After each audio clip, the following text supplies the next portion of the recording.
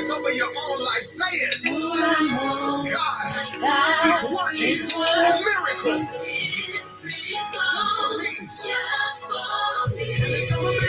And it's gonna be. I don't know about you, but I'm excited about my future. Why? It's gonna be big. Yes, when I say why, after all this, you make a prayer there. Reaching out for all my legs. You too.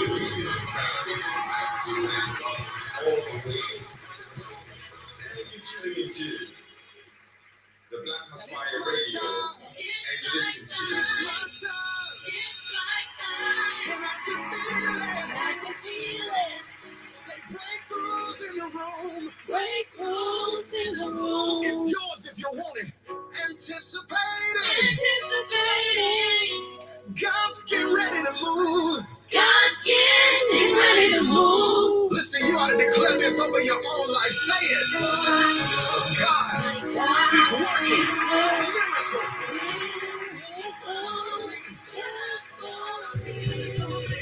And it's gonna be. Happy days, everybody. It's your girl, the lovely Ewerton here on the best radio station, the Black Heart Fire. Now we're on Let's Pop with Ewerton. I'm so excited for yet another day. It's Friday, guys. I always say you can always come back from anything. It's October for winning and minding your business. Thank you everybody joining me live on TikTok, YouTube, X, Facebook, Instagram. Remember to download our app on Google Store and stream on www.blackheartfirenetwork.com on the Google Store. Remember to click on the store section. Another app, basically another tab will appear, the BHFM Sports Store. Click on it and another page will basically lead you to where you can get amazing healthy supplements for the guys who are basically growing their hair, working out, the likes of General Mosquito. Definitely run to the app and order one for yourself, a loved one, a friend, and the ladies on their journey to have stronger nails, glowing skin. Kindly download our app on the Black Heart Fire Network to get amazing supplements to basically be healthy. We always talk about the alkaline diet here because we're basically Africans and we have to feed our melanin. So guys, please kindly download our app on the Google Store. The guys here on the TikTok, follow us on all the social media. I can see Sia from Conde. Hello, mention me on the radio. I already did that. I hope you're doing better this Friday. It's always a great time to be alive here on the best radio station, the Black Heart Fire Network. And guess what the topic of the day is? Say it. Just for me.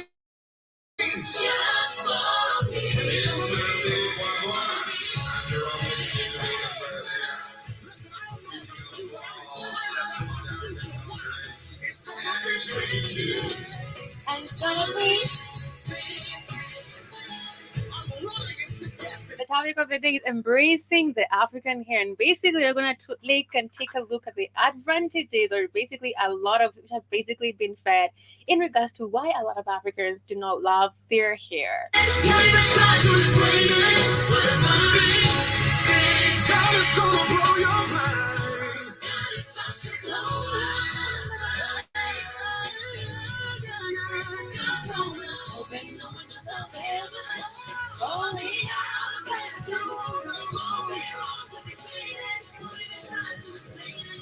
it's gonna be.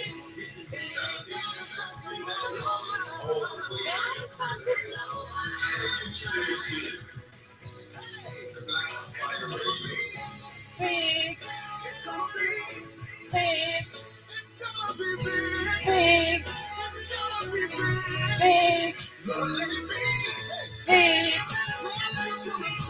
Big. My destiny's big. Big. My blessing is big. Big. My promise is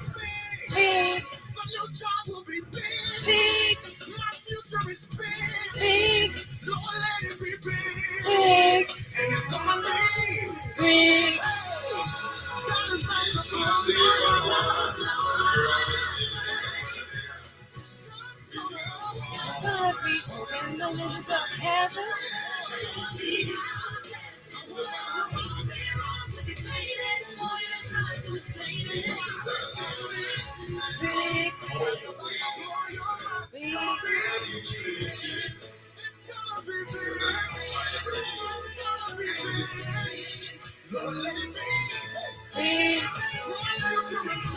Big. It's a Friday. I hope you all had a beautiful week, a better week full of good intention. I can see how Con is saying, oh, thank you. I'm feeling good. Amazing. I'm happy that you're feeling good. Tuning in here on the best radio, the Blackout for an hour. I can see Mr. Blackout Fire. Thank you for joining us on TikTok. Jay-Z. I can see Lead. Thank you, guys. The tech guy. Thank you for joining in here on the best radio station, the Blackout for an hour.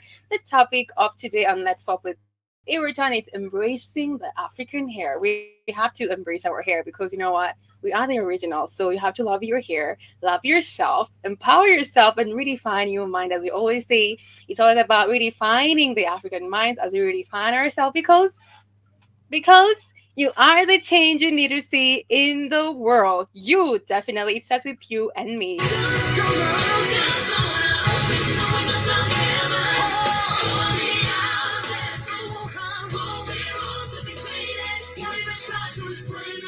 And it's gonna be big. God is gonna blow your mind. God is gonna blow your mind. Open the windows of heaven.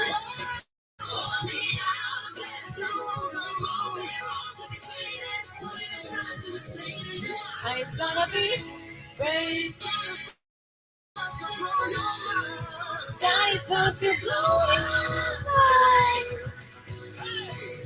And it's gonna be big. It's gonna be big. It's gonna be big. Big. It's gonna be big. Big. So let it be big. Big. Big. Big. Your promise is big. Big. But your job will be big. Big. My future is big. Big. Lord, let it be big. And it's gonna be. God is about to blow my mind.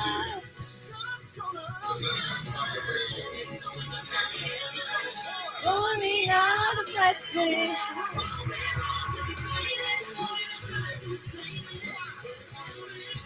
Big.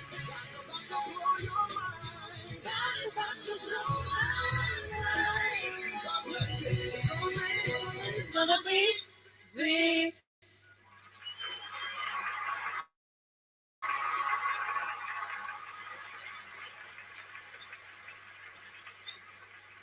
Happy days, beautiful people. How are you doing this beautiful afternoon here in the 254? And everybody listening on the network, live on TikTok, live on YouTube, X, Facebook. Remember, you can follow us on all the social media platform for amazing, uplifting, empowering conversation as we redefine ourselves because we are the change we need to see in the world. I hope you're excited. You made it through the week. It's Friday. You're alive. You're here. You can always come back from anything. Make new short-term goals. Keep moving. Remember, guys, our goal is to not be distracted because you can be distracted right now. Anyways, do not be distracted because you can be distracted right now. Anyways, today the topic of the day on Let's Pop with Iritan, it's embracing the African hair. We had this conversation in the morning, was in my head for some time, but I'm gonna talk about it here more deeper because it's Let's Pop with Iritan, and we go deeper into the conversation in regards to why the African hair is unique and also why is it unique and a lot of Africans do not love their hair, do not embrace their hair, do not take care of their hair, and why we should definitely go back to it. I know we've been doing that for a while. There are people going back to the natural hair, the natural braids, doing the normal cornrows like what I have right now. And I feel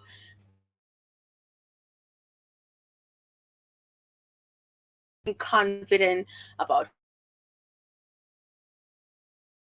who they are. And you know what? Your hair as an African lady,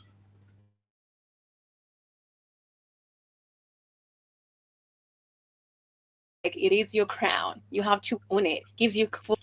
What makes African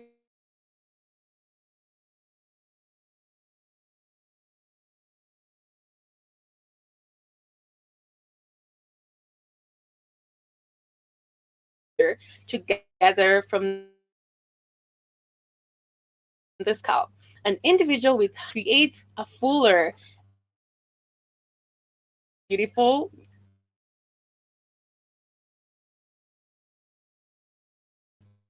culture, literally. Hair is a centerpiece of Black culture. It's a symbol of identity. Number one, as I said, it basically defines who you are. It is your crown. So that comes from a symbol of identity, of resistance, creative expression, and freedom. And it has a history about it. So if you do not get that fact, remember your hair is a centerpiece of Black culture. It's a symbol of identity, of resistance, and it's also creative expression of freedom, basically, and freedom. And it has a history to it. We have to basically go deeper into this topic because I believe a lot of ladies do not have that full confidence to walk out with their hair out, to basically let their hair basically be in full voluptuous manner. You should not be walking out straight hair. You should parm your hair. You should basically let your hair for you to be more beautiful, for you to be more accepted in different industry or basically in the world, right? That's always has been the reason or basically the agenda that I've always been pushed in the media since I was a little kid. That's what I saw in regards also to the creams that you use. Fair and lovely is like fair and lovely, you get it, but that's not it. I'm gonna dive deeper into this conversation as we're listening to a short documentary in regards to the tangled history of Black hair discrimination. Why is there super or a lot of discrimination in regards to Black hair? Because if you know who you are, as I always say, let's always go back to this here on Let's Pop with Iwerton because we talk about redefining the African mind. It's because of the inferiority complex. If someone knows you're powerful, if someone knows like you have everything, you are the beginning, you are the end. Civilization started with you, in you. You were a god. They will use everything that you have to shine you down, which got to us literally. Redefining Africans because you are the change you need to see in the world. Let's listen in.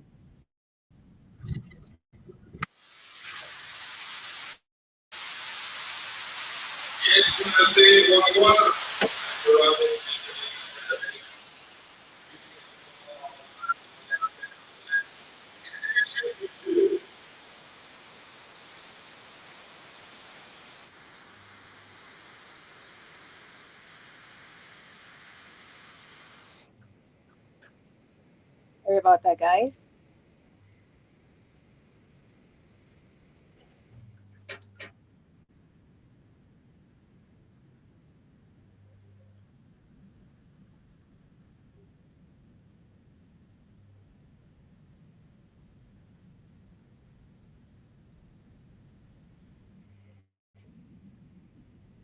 Has swept through Black America.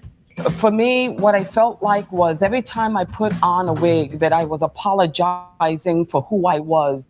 But despite That's by Viola Davis. I love her so much. She's always super confident about everything to do with Africanism or basically the African history, who she is. And Viola Davis used to put like a lot of wigs until she came to this point, actually a few years ago, and she was embracing who she is in regards to her hair. Gave her confidence, and actually she wrote a book about everything that she went through in regards to her journey in the past and also about hair. And she says something really powerful right now if we can listen in. in the last decade, a natural hair movement has swept through Black America. For me, what I felt like was every time I put on a wig that I was apologizing for who I was. Every time she put on a wig, it was like she was apologizing for who she really is or who she was. Because if you're an African hair, we always have super afro, curly, voluptuous hair. So every time she put on a wig, she felt like she was apologizing, sorry, to the entire world because she's an amazing actress that she's not fully confident of who she is as an African lady. But despite any progress that's been made, Black people are still being punished and ridiculed for their hair. Rutgers, man, they got tattoos and that's some nappy-headed O's there, I'm going to tell you that. They just said nappy headed holes. Oh my God, this is what happens in the media, because there's a way, as I was sharing this about the UN and the Africa getting this 2 seats at the UN Security Council. It's like we got that after 80 years of not having a position at the UN Security Council. It was like the way the world sees us is like we cannot think for ourselves. And also in regards to every other thing, it's like we don't have sense. We cannot do things on our own. We are not worthy. And we can see here on the media in this basketball team or game right now, that's what's happening, or they're calling them the nappy-headed hoes. For who I was. But despite any progress that's been made, Black people are still being punished and ridiculed for their hair. Because, man, they got tattoos, and that's a nappy-headed hose there, I'm going to tell you that now. Such a tiny frame that this hair, to me, overwhelms her. Like, I feel like she smells like patchouli oil. Or weed. And a lot of that backlash has targeted kids. His hair has always been like that. Mental health issues. His hair was a violation of the school dress code. Called to the office about my hair. The rest of my team was snatching beads out of my hair. It's a cultural thing, a heritage thing. Why are you taking it up? Why does it offend people how our hair is so voluptuous, our hair is so thick and curly and super voluptuous? That says, why does it really offend you as a person, honestly? Ask yourself that question. Bleed to my son's head. I want the white people. Why does it offend you that much, right? Wanted to get to the root of why Black hair discrimination is so common here in the United States. I don't think it's a real distraction. I like my hair. So stick around, because we're going I tell all the ladies there, all African ladies who are basically struggling to wear their hair out, I want to tell you that you're beautiful. I want to tell you that you're enough. And I want to tell you that you are a beautiful African queen. No one is like you. No one can be compared like you. And that's why you should wear your hair out with confidence, because you're unique. Nobody has your hair in the entire world. Mr. Blackwood-Fire says, because of jealousy. Yes. Every African girl listening to me right now, please, your next hairstyle, let it be your hair out. And do not allow anybody to disrespect you because of your hair. You're unique. You are it. You are the head. You are the lead. And please wear it with confidence and do not listen to the noise, because you are who you are and nobody has your hair. You're unique in your skin, in the way you carry yourself, in your genes and your DNA. You're unique as an African lady. So please wear that hair out right now, literally. to explore its tangled history, meet a lawyer who's fighting back, and talk to white folks who are learning how to style Black hair for the first time. It's a lot easier and a lot less scary to work with. Our first stop is Chicago, where we'll find out what happened when a young boy was kicked out of preschool because of his hair. But we have to make a pit stop. The salon is a safe space. Hair, I feel like it's the crowning glory. And whether it's straight, whether it's kinky, whether it's curly, we are blessed with these different patterns and textures.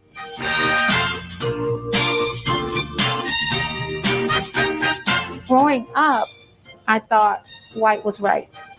And so, because that's what I saw, I hated my hair. I try to counter. Now to hate your hair, girls, your hair is very unique. And there are oils that we use to basically take care of our hair. You can use coconut oil, shea butter, castor oil.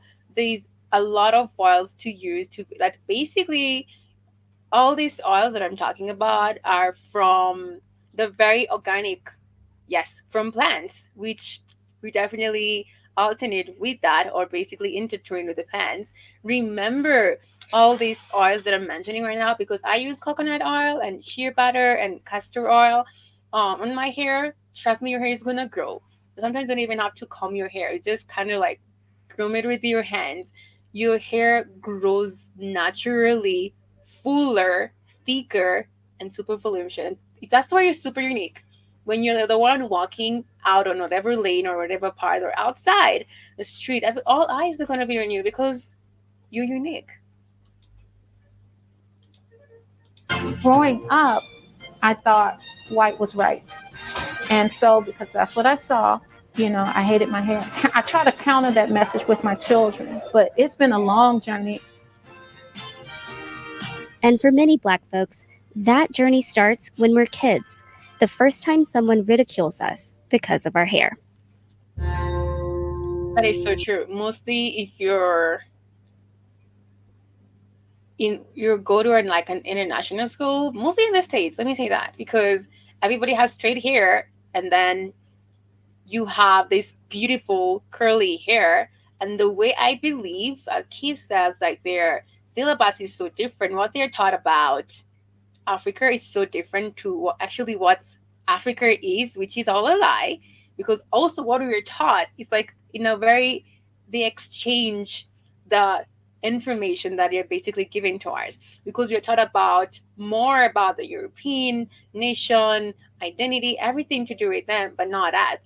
And the Africans in the United States, they're taught crap about Africans. So we are all hating each other and basically applauding or seeing the white man as the supreme lead. And everything that they say we follow. So it basically starts with our hair. And we're told our hair is not soft enough or curly enough or straight enough. And you go basically to these different schools or whatever you go, and there's a way you kind of feel about yourself because your hair is not straight. And then it's actually like a business. It's actually a business right now because they introduced this palm curl activator as opposed to add to your hair, which basically ruins your scalp and basically brings diseases such as cancer. Because palming your hair is not good for you, girls that you're listening to me. Can you tell us what happened at your old school? When I was 4 years old, my mommy braided my hair, and I was so excited. But when I went to school, the principal called my mommy that my hair is unacceptable. It was explained that I must remove the hairstyle in order to send him back to school. His hair is a violation of the uniform dress code and therefore unacceptable for preschool. I've been asking why they don't like my hair. Hairstyles historically associated with Blackness were also historically associated with ghetto. To denounce a thing, you have to announce a thing. And so I'm here to announce that hair discrimination is starting with children as early as 4 years old.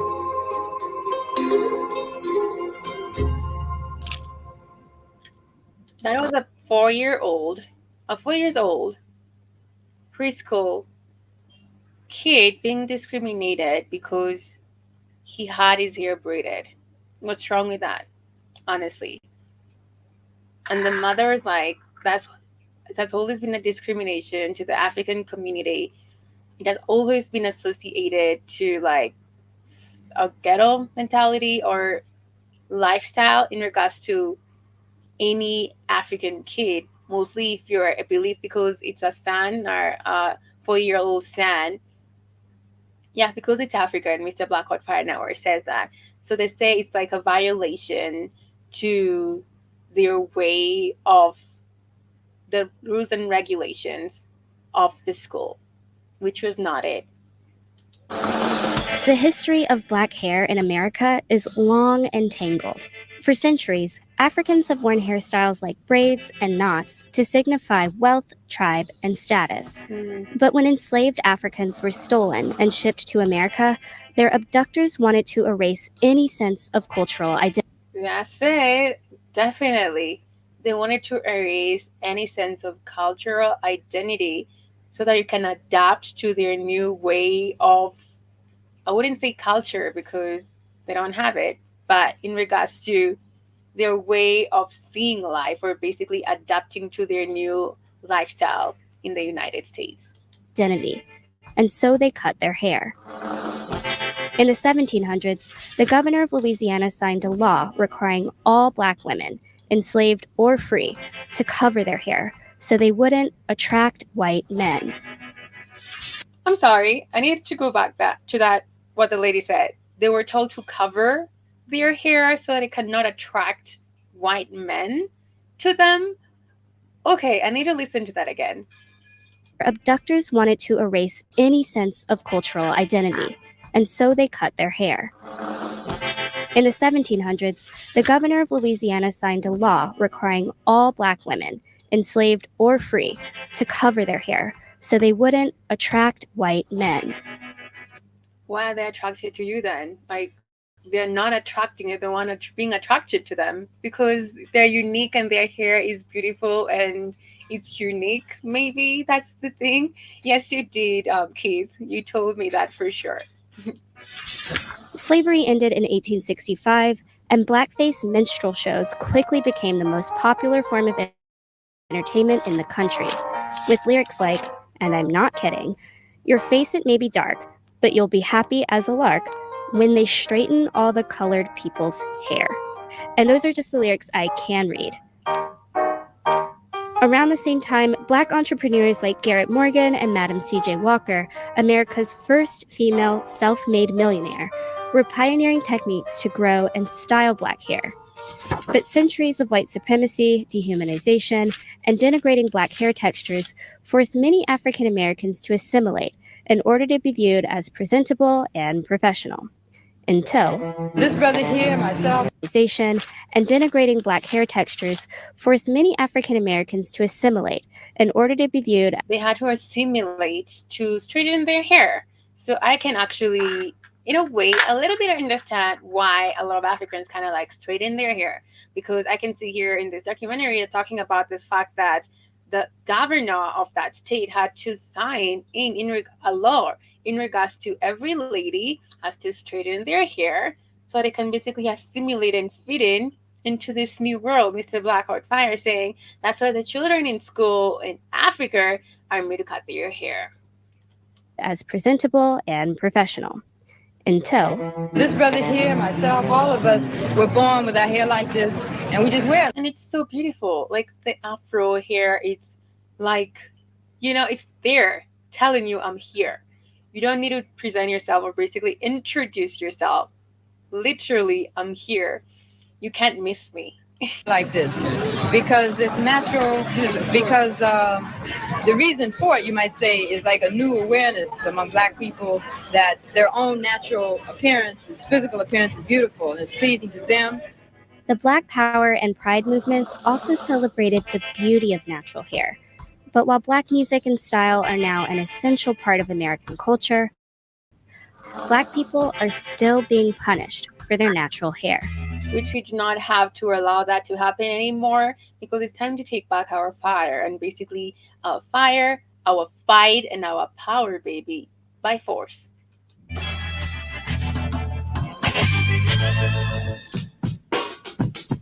Here in Louisiana, Black hair history comes full circle. Remember that 1700s law that forced Black women to cover their hair? Well, Louisiana's leading the country once again, but this time it's for a better reason.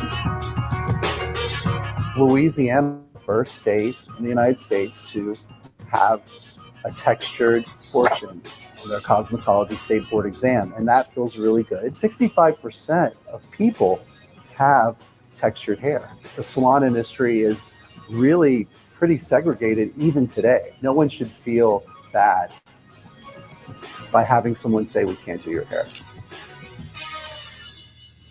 So we're heading to Baton Rouge to meet white folks who are learning to do Black hair for the first time.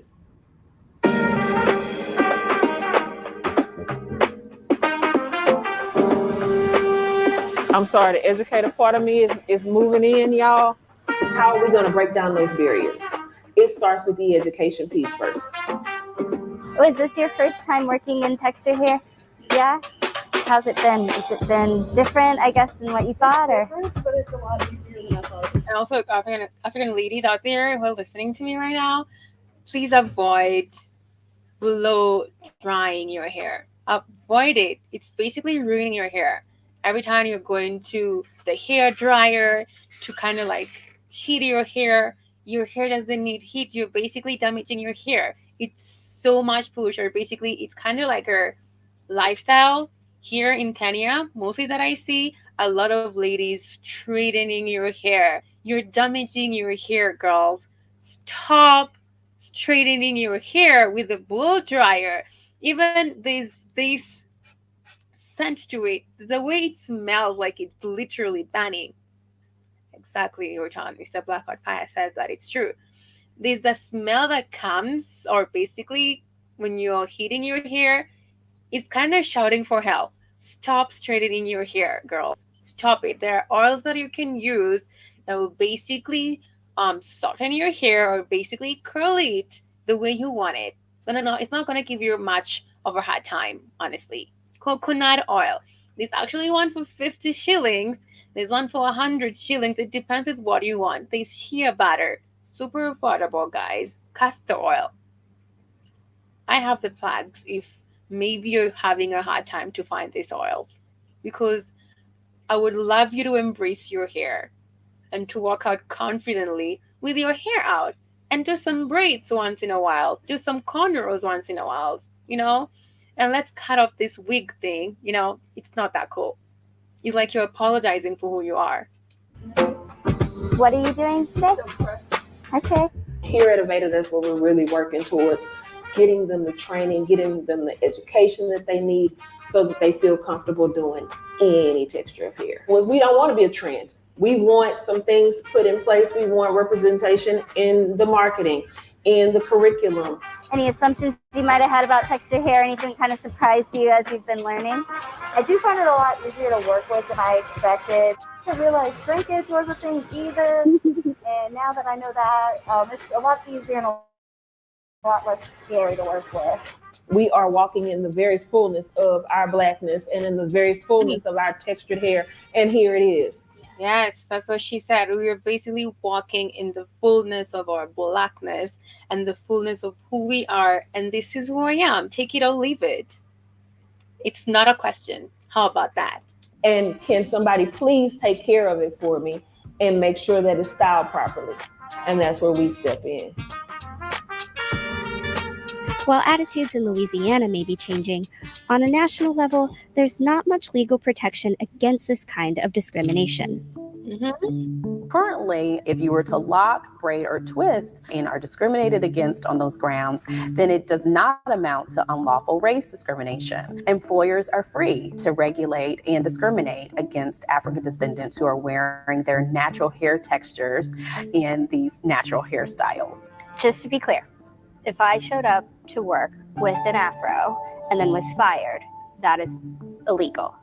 But if I showed up to work with braids, the same hair, braided, and was fired, that's potentially just fine. That's legal. It's a nonsensical legal distinction. It's very much shaped by a lack of awareness and understanding of African descendants' hair texture. If you're like me, you're probably wondering, is anyone trying to end this kind of discrimination?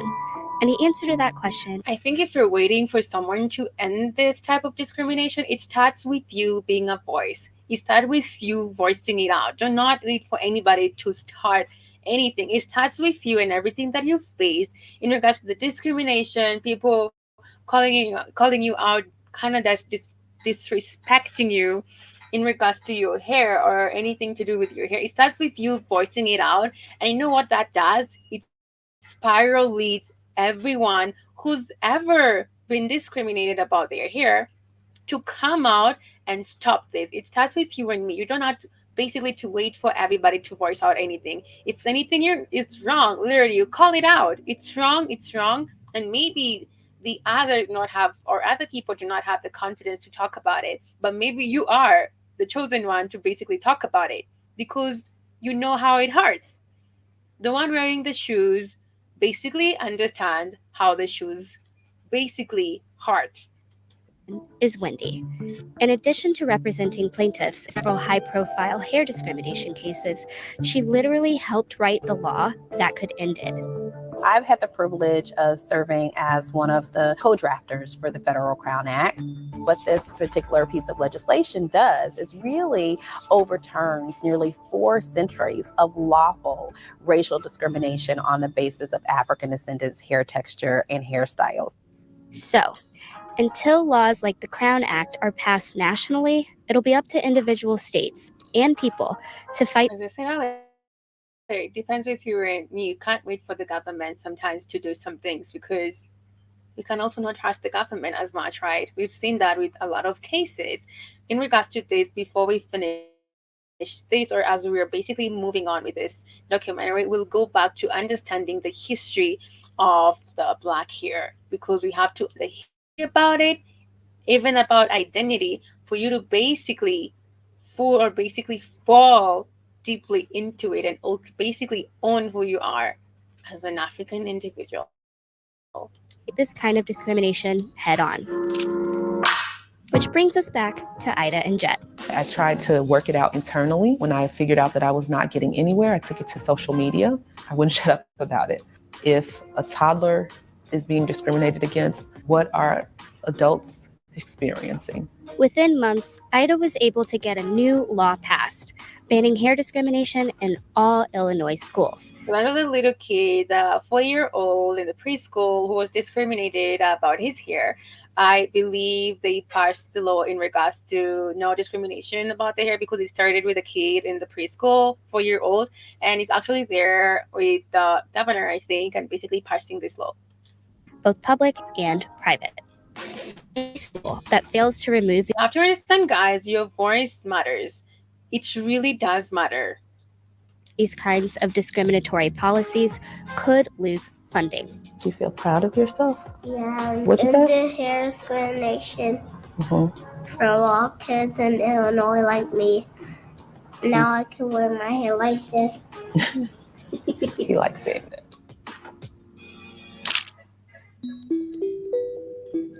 Our final stop on this hair journey brings us back to DC, where there's a new exhibit I'm excited to check out.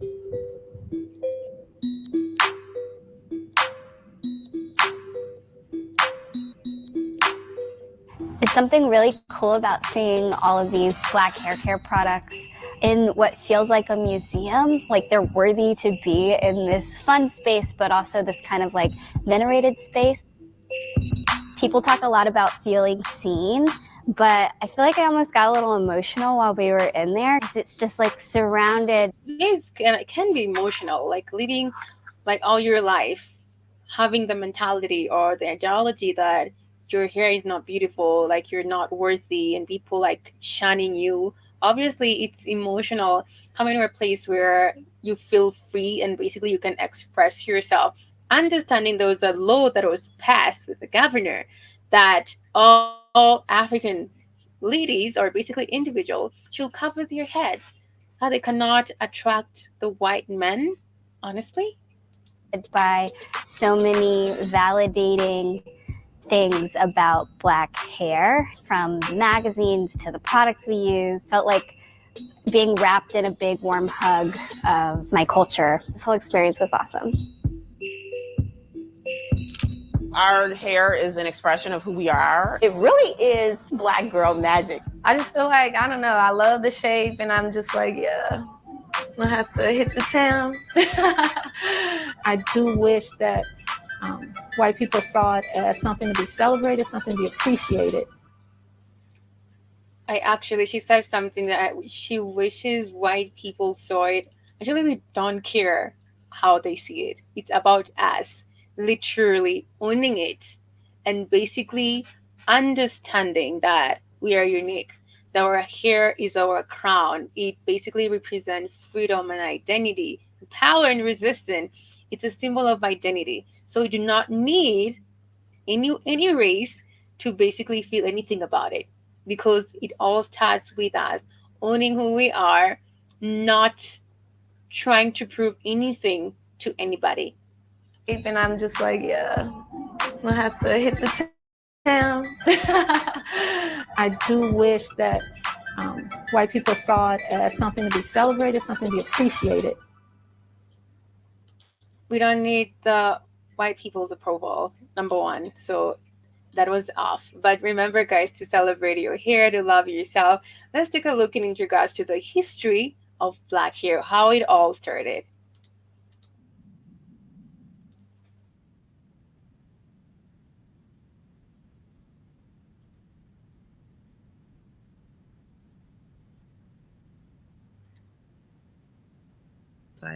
Socially, hair grooming played a significant part in status and identity in African tribes. It was a way to identify someone's social status based on ethnicity, social rank, age, marital status, wealth, fertility, manhood, religion, and death.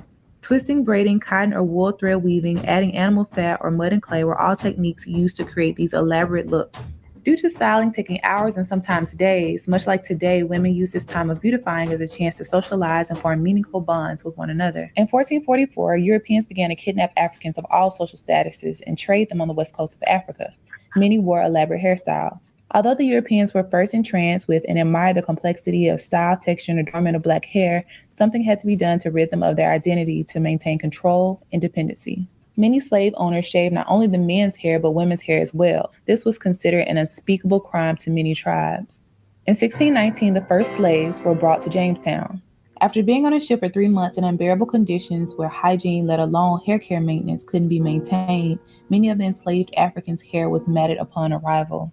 The enslaved Africans were no longer allowed to speak their native languages, do traditional dances, and maintain their hair in the styles that they chose. All of the African culture and grooming traditions began to disappear. Slave owners wanted to cut off the enslaved Africans' connection to their true self. They pushed their standard of beauty, fair skin, straight hair, and thin facial features. African dark skin, kinky hair, and wider facial features were deemed unattractive. Because of this, lighter skin, straight hair slaves commanded higher prices at auction. The women were often raped by their masters and plantation workers. Many bore biracial children with fine and curly hair similar to their fathers.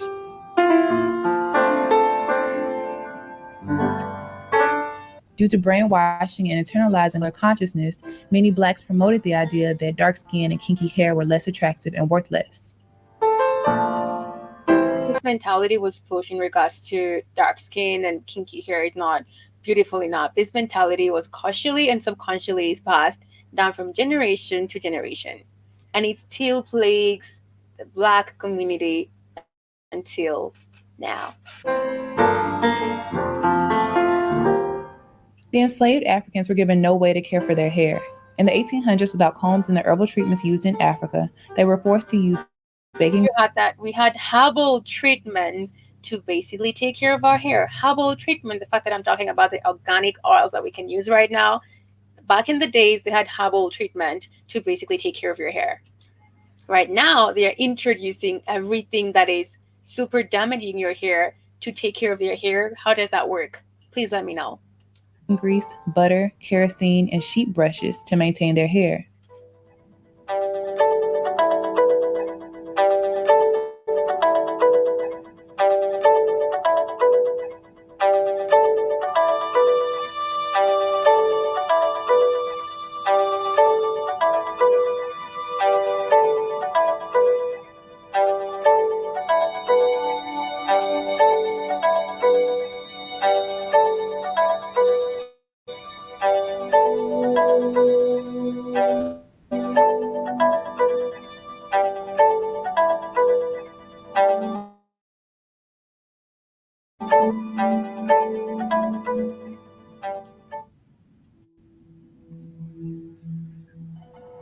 Says in the 1800s, due to the uniqueness of enslaved Africans' hair, skin, and physique, talking about that, Europeans began putting them on display in human zoos, literally.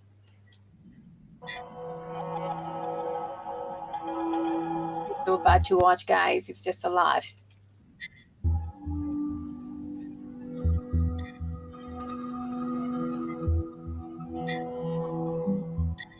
In 1845, metal hot combs are invented by the French and available to the United States. Many people believe Madam C.J. Walker invented the hot comb, which is incorrect. She developed a range of hair care products for blacks and popularized the press and curl style. In 1865, slavery ended, but the emotional and psychological scars lived on and are still evident today. Quote-unquote good hair, or hair that is finer, curlier, and closer to that of Europeans, becomes a prerequisite for getting jobs, entering certain schools, churches, and social groups.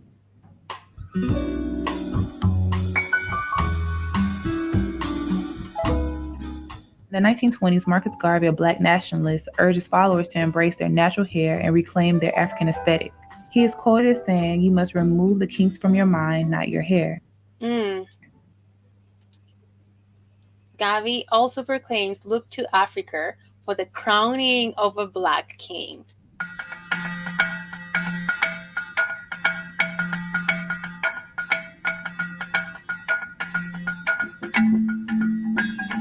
And they say a few years later, in 1930, Haile Selassie is crowned Emperor of Ethiopia. The Rastafarian movement begins.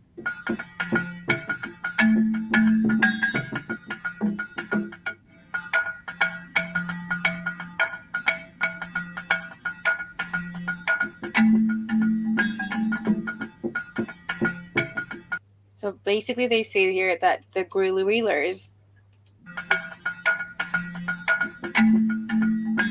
the guerrilla warriors vowed not to cut their hair until Selassie is released.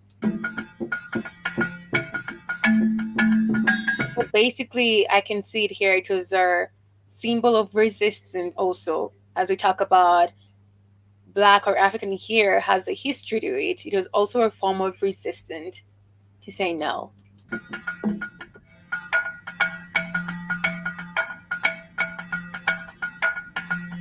So the guerrilla warriors with natty locks in their hair were dreaded or feared. The term dreadlocks was born. Dreaded. Yeah, makes sense.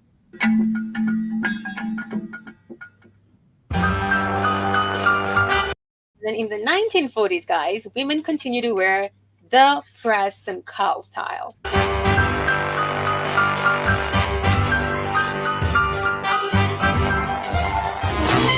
In 1954, George E. Johnson launches a permanent hair straightener for men that can be applied at home. A women's chemical straightener quickly follows. In 1962, actress Cicely Tyson wears cornrows on the TV drama East Side, West Side. This was a big deal because braids weren't considered a finished look for an adult woman. Usually this style was only worn inside the home. Angela Davis became an icon of Black power with her large afro. The afro became a symbol for Black power and pride. Kinky hair and dark skin is embraced, and the phrase Black is beautiful is coined. In 1968, Diahann Carroll is the first Black woman to star in a television network series. She is said to be the Black version of the all-American girl with straightened, curled hair. Bob Marley introduces the dreadlock culture, and we've been seeing that here a lot. Africans, a lot of them put their dreadlocks out, and it's beautiful to basically have that representation in the world. And I can see a lot of Africans right now being confident with their hair out. A lot of ladies kind of like having different styles, protection styles on their hair, wearing their hair out. It's beautiful, encouraging to see that. Kenny's saying here, now I know why some parents hate dreadlocks. Okay, because of Bob Marley. Let me know about that. Because it was a way, or basically a form or a symbol of resistance back in the day.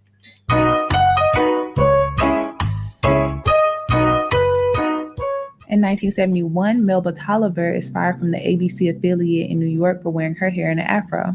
This caused a great deal of controversy. In 1977, the Jerry curl exploded on the Black hair scene. It was deemed a curly perm for Blacks, and the style lasted through the 1980s. In the 1990s, Essence magazine declares sisters love the weave, but natural styles and locks are starting to become more accepted as well. It says here, the vast majority of women chemically process the hair to keep it straight. A lot of relaxers people are using, which it's very kind of close to my heart, because I don't like seeing that. When I see ladies straightening their hair with a blow dryer thing, it's just, I'm like, you're burning your hair. You're basically damaging your hair. You shouldn't do that.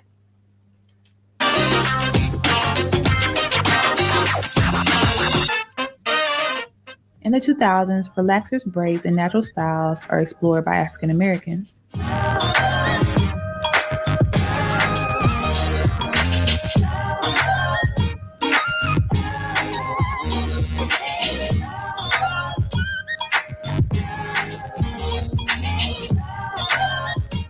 Around 2009, there is a surge in the number of women wearing their hair naturally. Many refer to this as the natural hair movement. It's so beautiful to watch. It's so beautiful seeing a lot of women wearing their hair out. It means your confidence. You're basically owning your identity, understanding that you are the it girl, understanding that nobody will ever look like you. You're unique. Your representation, or you are a representation of a strong African woman.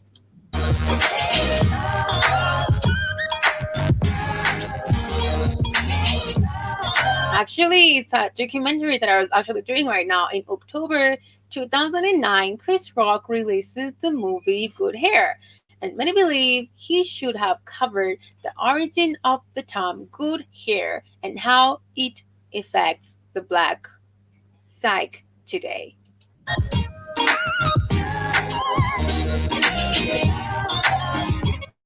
In the movie that I'm going to share documentary right now, before we basically come to the end of the show, it says Rock attends the Warner Brothers International Hair Show, and also the importance of hair in the black community is still evident.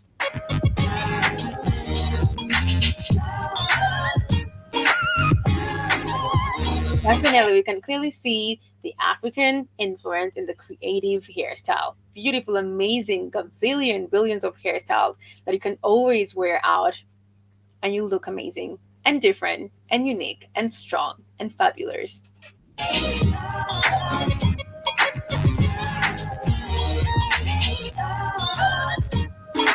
Who can do all these amazing, different, creative hairstyles? Nobody but us. Who can try any style with the braids, also with your hair, putting all the creative, beautiful arts? It's only us who can definitely do that. In 2006, black hair care is a billion-dollar industry. Black women consume 80% of the hair industry, but only own 3%. That's bad. Keratin and Brazilian treatments are marketed to smooth and straighten natural hair without damaging the hair. Naturals soon to find this to be false. Today, black women are wearing their hair in a variety of styles, both relaxed and natural.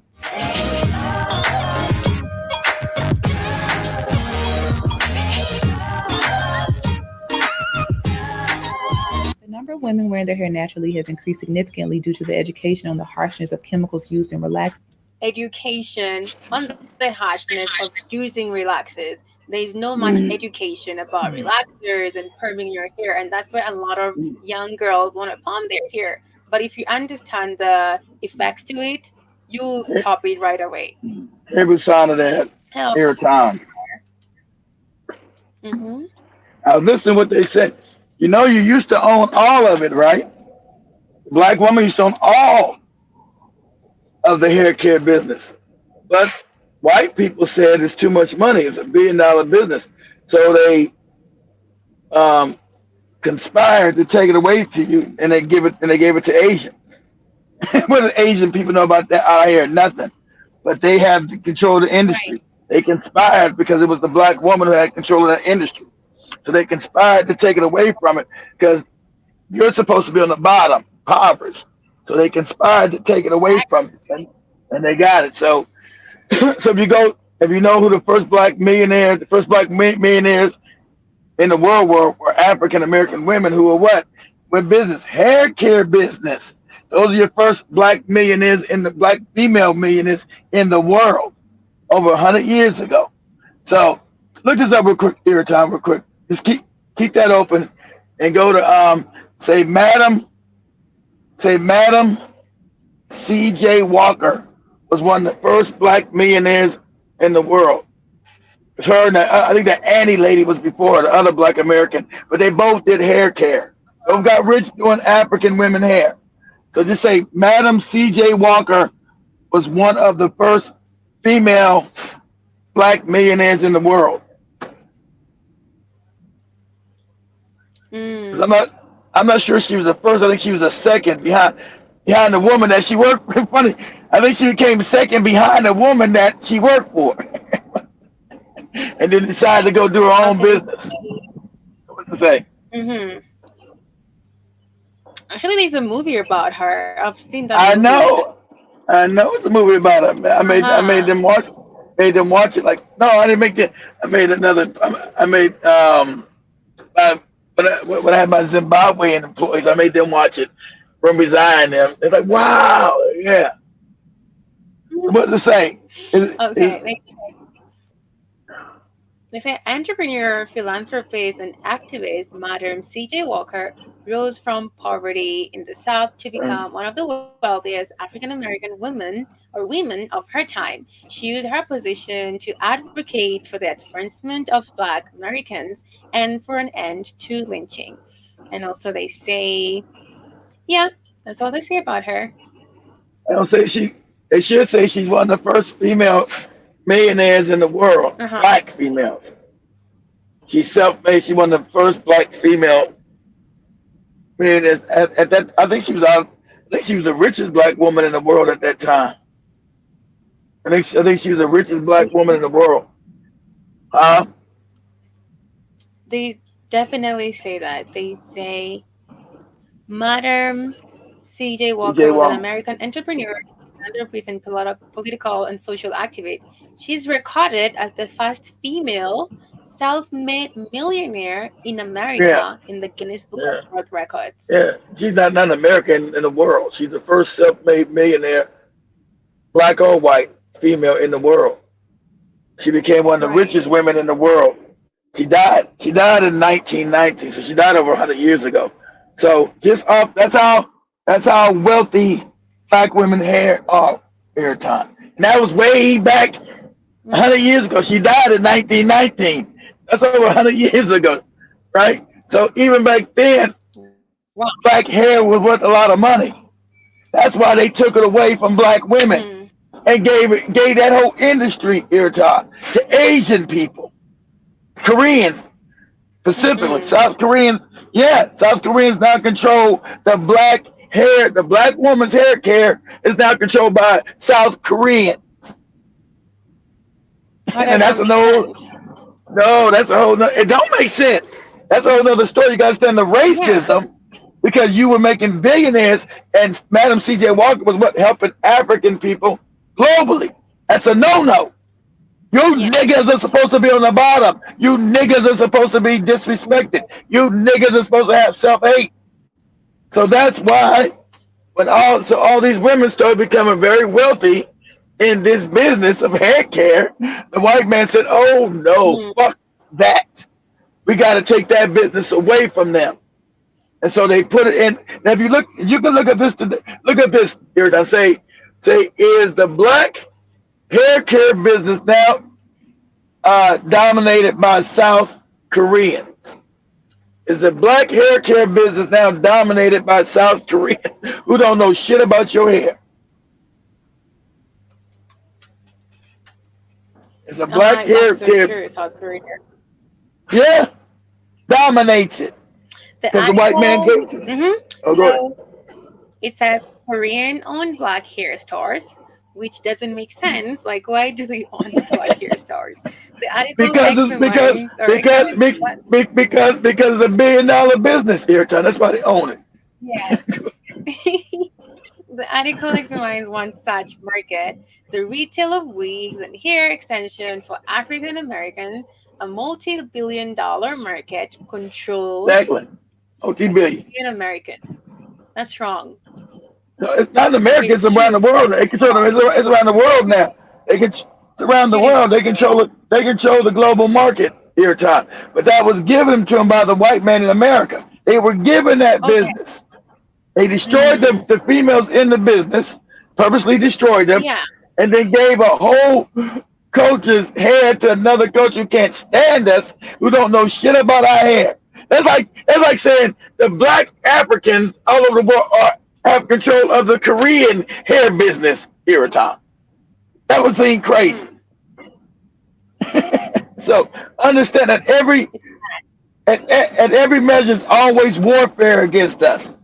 That's what I try to teach you. I know you got your good white friends, but I'm gonna tell you, they're always warned against us to make sure we stay impoverished here, Tom. That's the game. That's the scam. We're not allowing that anymore. So yeah, you gotta get your black hair care business back, because that's a multi-billion-dollar business here, Todd, given to Koreans who can't stand our black asses, who are racist as shit, making billions of dollars off of black women. Billions. That's yearly. Why? That's not every other year. That's every year. It's $1 billion business every year. Mm, because also a lot of Yeah. Africans are buying this human hair thing going on. I told, So I told you. I told they control it globally. Globally, yeah, they control it now globally. So in Africa, in America, yeah, in Brazil, wherever you got black people, they control it. and it's being pushed They in the can. media like straight hair is better than our hair. That's a lie. Well, well, that too. That those products you find what in your beauty store too, with a black woman on the face. You Yeah, don't own that shit. yeah. Some Korean company now owns that shit. Some Korean company that owns that shit. They got a black woman on the box, but don't no black woman own the shit no more. They got it. That's called marketing. They're marketing to you, but you don't own it. You're making them billions of dollars. The disrespect. The disrespect is in your face. Yes, Irritant. It's in your face, but you're never supposed to know it now. So, yes, it's in your face. Yes, they stole $1 billion business from African women. You're the one supposed to be on these businesses in Africa and throughout the world. It's $1 billion industry. You're supposed to own it. Not no Koreans. We're taking it back. We're gonna take it back. I'm telling you. I hope you do. You got to. I told women a long time ago, you got to take back that industry. Not a question. There's no other way. It's not a question. It's gonna be done. Yeah. Now, when you try to take it back, remember the Koreans mean war. If African women have tried to take it back, the Koreans have blocked you out, have stopped you, have tried to sabotage everything you do. Because remember, money, economics for them is warfare. So they don't want to give a $1 billion business that they were given. They would understand the white man gave them this business. Okay, you say, well, Keith, why did they get? You said you probably asked me, Keith, why did they give them this business? Okay, let me explain it. Because Korea was poorer than Africa. It's a poor country, right? Poor. So they said, well, what can we do? What can we do to make Korea prosperous? Okay, so we'll develop it. And we always want to develop countries off Africans' backs. So we'll take also the resources from Africa to build Korea, South Korea. But what businesses can we give that make them a lot of money quick? Oh, black hair care. So the American government systematically gave that business piece by piece to South Koreans to build them into a global power, to give them income, because they were impoverished. But they wanted to make them economically viable because they needed them to be allies to go against China at that time. So they were making them into a power. And so they peaceable stole that business. And while you see no Madam C.J. Walker, look at this up here. I say, when did Madam C.J. Walker business close? I think it's the 1970s. And all you had you had a whole bunch of black women healthcare products you controlled. I think it was the mid-70s. You lost all of it. And then it started, the Koreans got control because the American government gave it to them. Gave them distribution, gave them formulas, everything that came and stole from you and gave it to the South Koreans. Since Africans don't have any power, what could you say? In the early 1900s. Huh? In the early 1900s, she founded the No, she found it. No, when did it go out? When did it go out of business? I think it was the 1970s. Okay.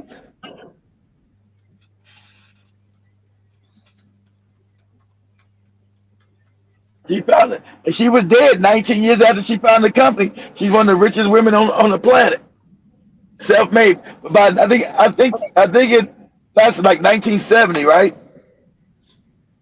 The Walker Company ceased operation in July 1981. Damn, so it made already 81. So I was thinking like the mid 70s, early 80s when all black women were wiped out. And all that went to these Koreans here at time. because the government wiped us out. Your own government worked against economic warfare to give a black business to Asian people, so they would get the wealth of your community. And now they got the wealth of your community, and now your community still impoverished after they stole $1 billion business from you a year. It's stolen. So understand the warfare you're dealing with. It's black people supposed to be on the bottom at all times. That you only have control of your own hair. That's $1 billion business. See, when you got that kind of money, and now you're gonna do what? You're gonna reach back and start helping other black people. You're gonna start helping them get businesses, help them achieve. White man don't want that. That's a no-no. Put an end to that shit. You niggas are supposed to be on the bottom. You're supposed to be my slave. You're supposed to be poor and destitute. So understand, everything is a threat to his power. So that business peaceably taken from the black woman and given to Asians. $1 billion every year. You imagine how much money you can do with that? I think the hair care business it's like $20 billion a year, Erica. $20 billion a year. You imagine what you can develop all throughout Africa? A lot change a lot of things, honestly. Yes, you wouldn't need no IMF loans, Iraton. You could build your own goddamn nations yourself. You wouldn't need no World Bank. You can build. You have all the money you need right there just through your hair to rebuild your goddamn countries to develop them. They want to stop that. They're controlling it because exactly. That's gendered or is impoverished. Yeah, exactly. Ask yourself, what are Koreans doing controlling your hair, Iraton? Who don't know shit about your hair? Exactly. Literally. Exactly. Yes. Not supposed to add up. Yeah. Actually, thank you for that information. I didn't know about it. So it's like literally doesn't make sense. And it will never make sense. Of course not. It makes sense if you understand. If you understand. If you understand their racism, then it makes exactly. Now it makes sense exactly. They do everything to make sure we stay on the bottom every time. Everything. Even our own hair. That's so low. Because your hair is worth $1 billion a year. Millions of dollars a year. I don't want you black bitches to have it. You'll start to, this is a woman, and she was a philanthropist, you start helping everybody. That's what she was doing. She was building schools, she was putting everybody in business, she was setting up all these, she started setting up schools, she started setting up everybody, these black women had their own businesses, so that's become multi-billions of dollars. These black women were having power now. Government said, oh, hell no. Hell no, these nigga bitches here. We're going to have to put an end to this shit. We're going to put an end to this shit every time. She's teaching all these women how to have their own businesses. They're talking about going back to Africa and propping up Africa. Hell no. Hell fuck no. So that's how it magically gets in the hands of now the South Koreans. But it's about time for people to be educated about this. Because we need each other to redefine Africa. That's $1 billion. That's $1 billion business right there. We can. You imagine all the women that get their hair done in Africa. We control that here time. Billions of dollars. Billions of dollars. So I would tell African people, you don't need anybody else. Because just the things you just to help each other is $1 billion businesses. You don't need the IMF and the World Bank, but they make sure that they steal your businesses and give them to other people, so you always remain poor and impoverished. But see, you'll never know this if I tell you, hey, white people mean you good, don't mean you no good. Oh, what you mean, Kate? They're our friends. They're good to us. And you don't know the context and things they've done to us. I sound crazy. I sound like I'm the racist. So much love, family. Good show, Iraton. Thank you so much. Thank you so much. I appreciate it for joining us. Thank you guys for joining me live on TikTok. Mary and Akara guys are I joining us didn't, here I didn't mean to right mess up now with this. Airtime's dreams. She was learning about black hair and then realized we don't control black hair. Damn. these whole other people called Koreans do. Like what? That don't make any It's a sense. good idea, Now, basically, now, for now women to she's smart. start owning these That's businesses. right. Yes. Now she's smart. She said, it does make sense if I understand why people want to be at the bottom. Yes. Now it makes sense because without that, you're like, this don't make sense. All these Koreans owning our shit. And it wouldn't make sense, of course. In a normal world, And not this would be crazy. But we live in a white supremacist, now it did psychopathic make sense world. after you explain it to me. I'm like, yeah, definitely. Now it makes sense why. Yeah. I had to process that for a while. Wait a Yeah. minute. Yeah. You think I'm gonna let you keep your $1 billion hair business every time you're making billions of dollars, and then you'll start as a woman. Black women are better than black men. Black men, you got these goofy leaders. Black women always usually reach back and help their community. Reach back and build schools. They reach back and train each other. That's always a threat. Always a threat. Yeah, you're a threat every Thank time. you guys. You You're think basically you think you're not a threat? Talking about black hair right here. You're a threat. I am. Yeah. You telling black people to love themselves and self-worth. That's a threat to white power. You don't know that? Yes, Erica. They looking at you. Think you're not being looked at? You're a threat to white power. Time's up. Huh? Time's up. I'm saying time's up for Africans to take back their power and to redefine who they are. So it's time. Yeah. No matter what Yeah. happens, it's time. Yeah. Well, your message is a threat. Yeah. Well, you're telling Africans to love themselves, take back their power. White people say, who is this bitch on this damn thing?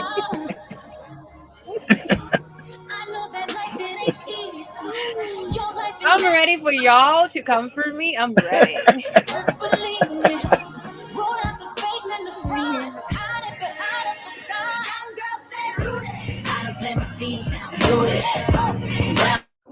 Skin popping, I'm rooted. You pull the hood out me, I'm rooted. Rooted, nappy head rooted. Out of lemon seeds, I'm rooted. Brown skin popping, I'm rooted. ATL bread, I'm rooted. Rooted, nappy head rooted. All my rules stay embedded in hard work. Let them know ain't no trending it. Popping off on the charts, that's a better win. And popping off in the streets, ain't no checking it. Thank you guys for joining me here on Let's Talk with Erich on this beautiful Friday. Thank you for listening in. Thank you, Mr. Blackheart Fire, for joining in and basically adding more deep conversation opinions about the African hair and the fact that we should embrace our hair. It's basically a symbol of identity, guys. It's also a symbol of freedom, resistance, and it's time for basically Africans all over to take back their power and basically own everything that has been stolen from them by force, without asking, literally. And as I said earlier, in regards to African hair, what makes an African hair unique? African hair is seen to be much more thicker and more dense, meaning that the hair follicles are larger. Also explains that density represents the amount of hair that grows from the head, with dense hair resulting from more hair growing closer together from the scalp. An individual with high density hair, Africans, right, that's basically us, creates a fuller appearance of curls. So it's our identity and basically it defines who we are. Remember to download our app on Google Store, stream on www.blackoutfire network. Follow us on other social media platforms for more amazing, uplifting conversation in regards to what matters most. And remember, on the app on Google, so as you download it, it's free. On the star section, click on it, and the tab will appear, the BHFN Sports Store. On it, if you click on it, it's going to lead you to a beautiful page. You'll find amazing, healthy supplements to basically help with the guys who are working out, your hair journey, as we're talking about it right now, stronger nails, glowing skin, healthy supplements for your loved ones, for your friend, for your man, anybody. It's always about feeding the melanin that we have. Take care. See you later. And remember, we're going to get back at it here on Monday on Let's Pop with Time, because drum rolls, you are the change you need to see in the world. I can tell a good dog when I'm petting him. Know that if I have his tribe, he protecting them. Mother of a child of God, I invest in them. Nutrition and brown milk in them. Young Rosa, young Luther, keep marching. Floodgates coming, no, it don't stop 'em. I know that life, it ain't easy. Your life, it matters, believe me. Pull out the face and the fronts, hiding behind a facade. Young girls, stay rooted. I done plant my seeds, now I'm rooted. Brown skin popping, I'm rooted. Can pull the hood out, but I'm rooted. Rooted, nappy head rooted. I done plant my seeds, now I'm rooted. Brown skin popping, I'm rooted. ATL bread, I'm rooted. Rooted, nappy head rooted.